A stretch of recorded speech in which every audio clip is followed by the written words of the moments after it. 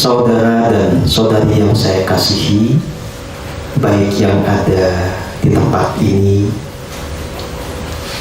maupun yang ada di berbagai kota yang sedang berhubung dengan acara kita pada saat ini,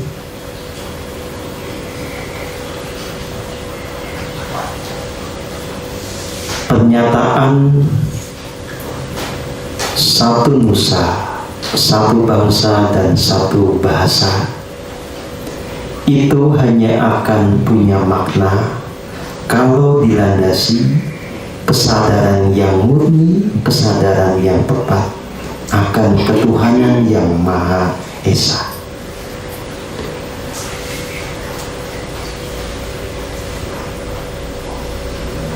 Saat kita betul-betul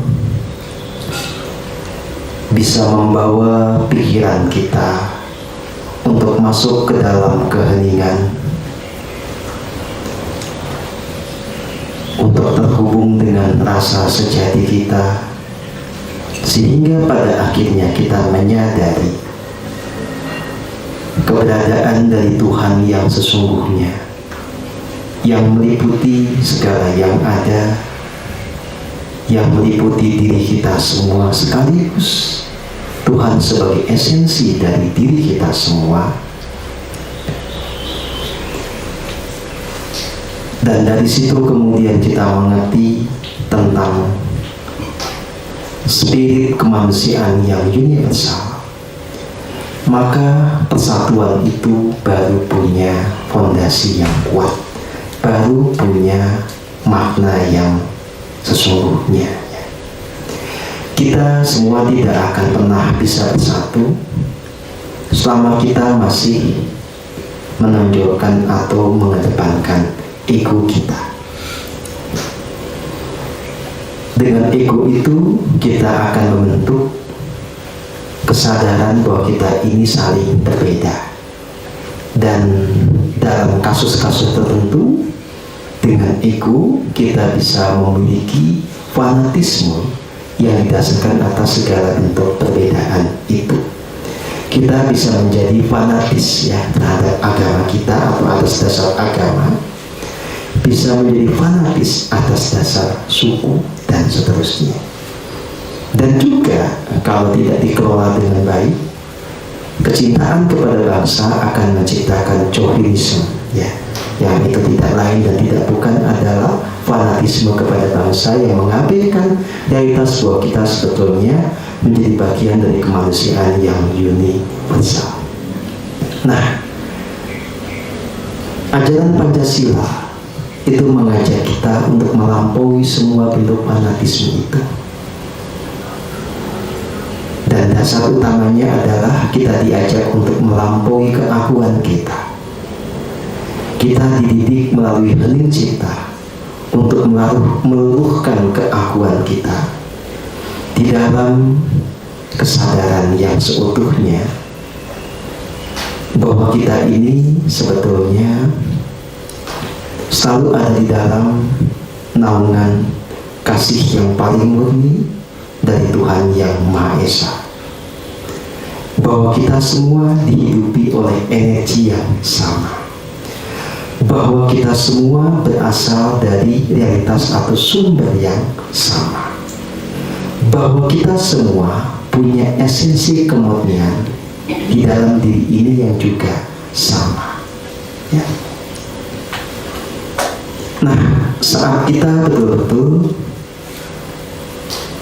bisa melampaui ego kita untuk menyadari esensi kemurnian diri, menyadari esensi ketuhanan kita, maka kita akan punya kasih murni yang itu menjadi dasar dari spirit kemanusiaan yang universal. Siapapun yang telah terhubung sepenuhnya kepada diri sejatinya atau kepada Roh Kudusnya dan punya kasih murni itu, dia tidak akan tergoda, tidak akan terjebak untuk memilah-milah manusia, mendiskriminasi manusia atas dasar apapun, termasuk atas dasar agama, atas dasar suku, dan pembagian-pembagian lainnya yang sebetulnya itu tidak natural. Dengan hening cipta yang sesungguhnya, kita betul-betul akan punya kesadaran yang murni tentang segala hal, termasuk tentang kemanusiaan, dan tentang bagaimana juga kita hidup sebagai sebuah bangsa. Nah, secara nyata, warga dunia ini memang dibagi-bagi menjadi banyak bangsa. Tentu saja bangsa ini tidak terbentuk sejak awal. Ini bagian dari perkembangan sejarah peradaban manusia. Dan salah satu bangsa yang sekarang kita kenali ada di dunia adalah bangsa Indonesia.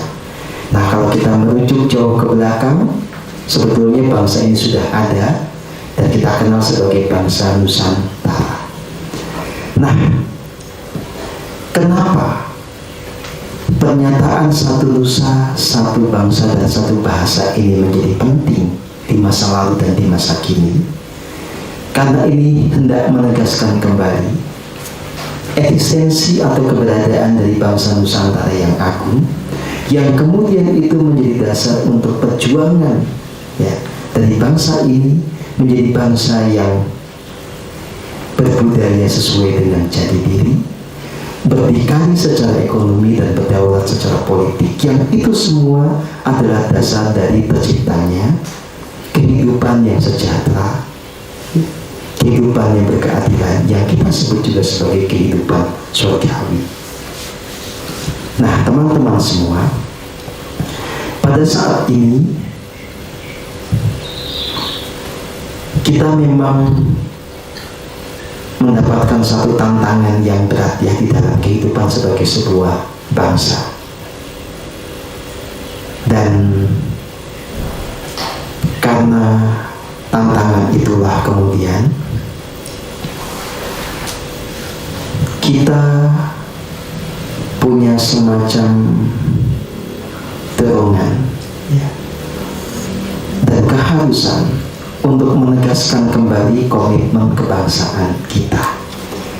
Apakah kita akan membiarkan bangsa ini hilang di telan sejarah karena terpecah belah, karena dijajah orang lain dengan cara yang semakin halus, atau justru kita tetap setia kepada komitmen kita sebagai sebuah bangsa yang punya cita-cita luhur, dan kita kemudian berjuang bersama-sama agar cita-cita luhur itu bisa tercapai. Inilah yang hendak kita jawab. Nah, Perkumpulan Pusaka Indonesia Kemah-Lipa ada, hadir, dan kemudian kita kembangkan bersama. Salah satu spiritnya adalah untuk menjawab tantangan seperti ini. Kita hadir sebagai sebuah pergerakan kebangsaan yang dasarnya adalah spiritualitas. Dalam bahasa yang lain, dengan dasar spiritualitas, kita kemudian mengerti bahwa realitas bangsa ini tidak perlu disangkal. Ini adalah bagian dari perkembangan natural pada masa ini, dan kita bersama-sama itu menjadi bagian dari sebuah bangsa yang kita sebut sebagai bangsa Indonesia atau bangsa Nusantara. Nah, dengan spiritualitas yang kita hayati bersama ini, kita memperjuangkan agar bangsa ini kembali menjadi bangsa yang agung, bangsa yang mulia, bangsa yang sejahtera.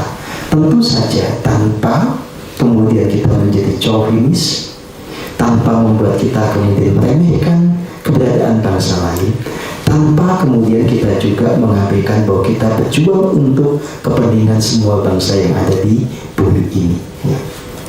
Nah, teman-teman semua yang saya kasihi, saudara dan saudari semua,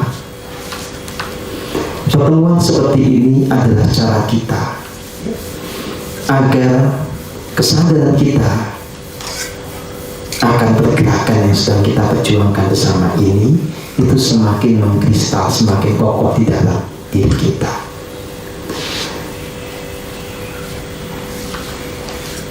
Perjuangan ini memang harus terus kita lakukan, dan setiap orang yang terpanggil untuk berjuang itu betul-betul harus mengejawantahkannya di dalam laku keseharian. Jadi teman-teman semua, saudara dan saudari yang saya kasihi, bangsa ini, Ibu Pertiwi, itu memanggil Anda semua, membutuhkan Anda semua untuk menunjukkan karya yang nyata, yang membuat ada perubahan yang nyata di negeri ini pada skala apapun, baik pada skala kecil maupun skala besar. Yang kedua,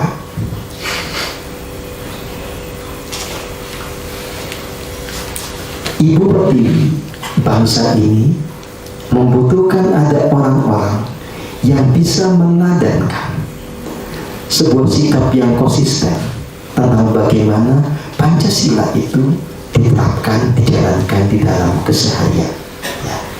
Yang salah satu manifestasinya adalah kita betul-betul tetap konsisten untuk menjaga persatuan sebagai sebuah bangsa, di mana kita tetap bisa hidup sinkron selaras di tengah segala perbedaan yang tidak bisa dielakkan. Saat ini salah satu tantangan kita bersama adalah ada semacam arus, ya, di mana semangat kebangsaan ini dilunturkan karena dibenturkan dengan semangat religius. Ya. Jadi orang diajak untuk menjadi fanatis pada agamanya, sehingga menjadi tidak bisa menghargai keberagaman orang lain, tidak bisa menghargai jalan spiritual yang berbeda. Nah, perkumpulan Indonesia Gemah itu ada untuk betul-betul menjadi contoh nyata bagaimana kita bisa hidup bersama secara harmoni, apapun label kita, apapun identitas kita. Kita berbeda-beda suku, kita bisa berbeda-beda agama, tetapi satu hal, kita diikat oleh jalan spiritual yang sama. Jalan spiritual yang sama ini sebetulnya inilah yang sudah disepakati oleh para founding fathers kita sebagai jalan spiritual bangsa Indonesia, yaitu Pancasila. Kenapa kita mengklaim hal seperti ini? Karena kita memang butuh sebuah ketegasan. Ya. Bangsa ini tidak bisa diselamatkan kecuali dengan kita kembali kepada apa yang menjadi komitmen kita yang awal, bahwa kita bersama-sama menjalankan Pancasila tidak hanya sebagai dasar negara, tapi juga sebagai jalan spiritual yang menyatukan bangsa ini secara keseluruhan. Dan Pancasila ini tidak akan bisa dimengerti, tidak akan bisa dijalankan kalau kita mengabaikan apa yang kita sebut sebagai tradisi hening cipta. Tradisi hening cipta inilah yang menjadi poros dari pembangunan karakter jiwa yang selaras dengan nilai-nilai Pancasila.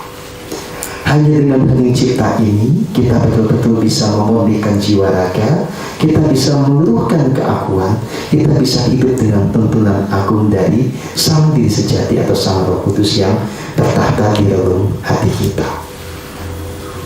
Dengan hening cipta pula kita bisa hidup dengan kasih yang murni, dan hanya dengan kasih yang murni inilah kita bisa menjadi pengayom bagi semua pihak, semua kelompok. Kita bisa bersikap adil tanpa diskriminasi atas dasar apapun. Ya. Nah, maka teman-teman yang saya kasihi,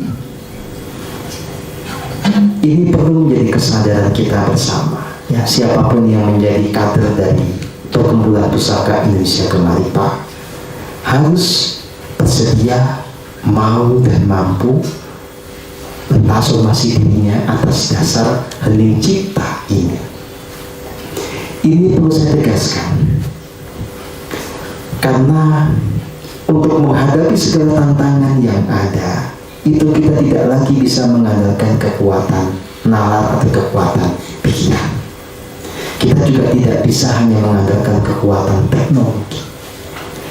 Kita hanya bisa selamat bersama-sama dengan betul-betul mengandalkan kekuatan ilahiyah, kekuatan spiritual, Atas dasar kekuatan spiritual inilah kita bisa menciptakan tanda kutip ya keajaiban.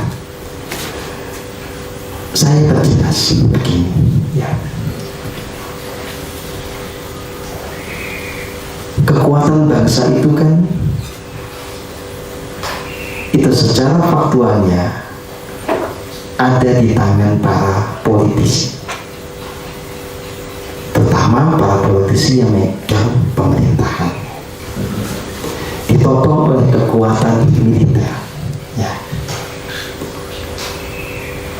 Nah, yang kemudian membuat kita kenapa mau tidak mau terus kembali kepada kekuatan spiritual adalah karena faktanya pemerintahan dengan kekuatan militernya dan segala kekuatan pendukung lainnya itu bisa dikendalikan oleh kekuatan di luar pemerintahan yang punya uang ya. Nah, kalau kita kemudian membaca peta global, kita akan mengerti bagaimana uang ini betul-betul dipertuhankan. Uang ini menjadi faktor penentu bagaimana corak pemerintahan itu muncul.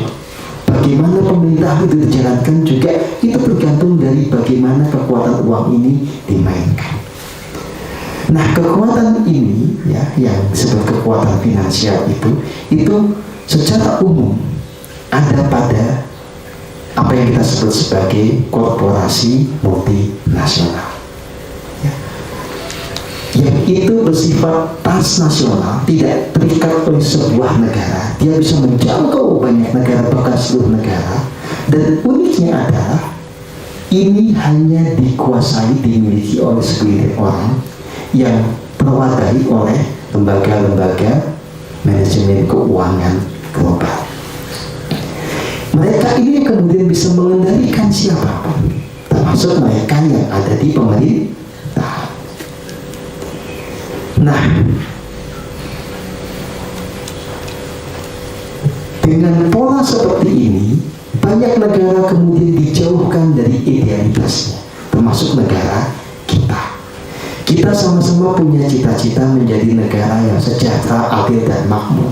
Tapi secara faktual, ya, ini belum terwujud. Karena apa? Kita sudah berbelok arah. Karena nyatanya adalah pemerintahan itu demikian gampang ditekan oleh kekuatan di luar pemerintahan yang punya uang.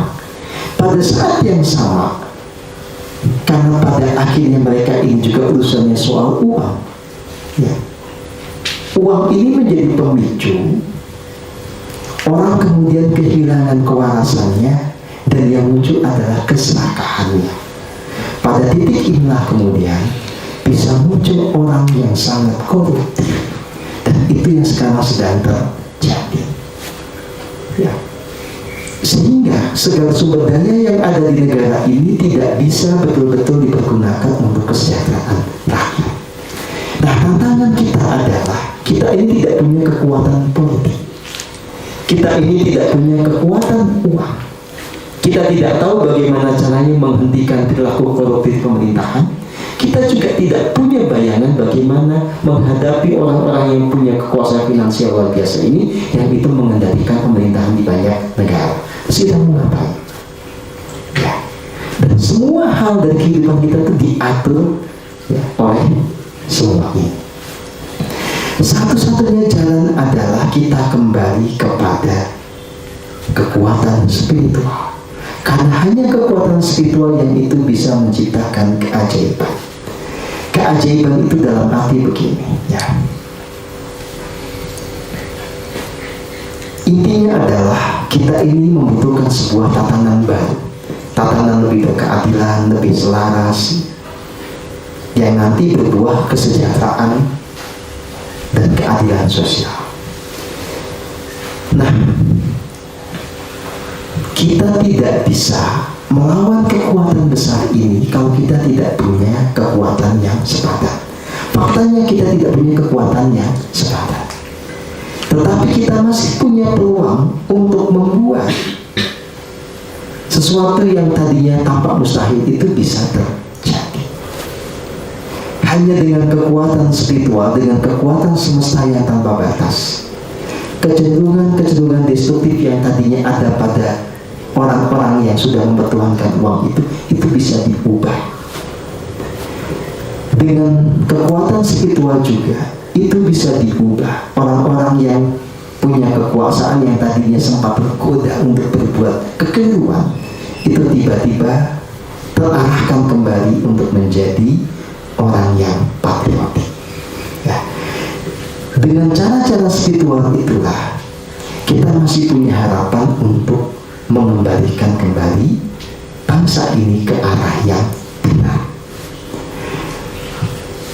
Zaman dulu cara perjuangannya beda dengan zaman sekarang. Sekarang jelas jauh lebih susah. Nah, makanya kita dituntut untuk betul-betul ada di dalam versi diri yang terbaik. Betul-betul kita punya jiwa Pancasila, punya jiwa Garuda yang perkasa, yang patriotik. Itulah yang menjadi modal dasar kita untuk menyelamatkan diri dan bangsa kita. Ya. Ini pengantar dari saya. Selanjutnya dipersilahkan kepada teman-teman lain juga untuk berkontribusi, mengungkapkan pendapatnya, idenya atau wawasannya. Ya, silahkan.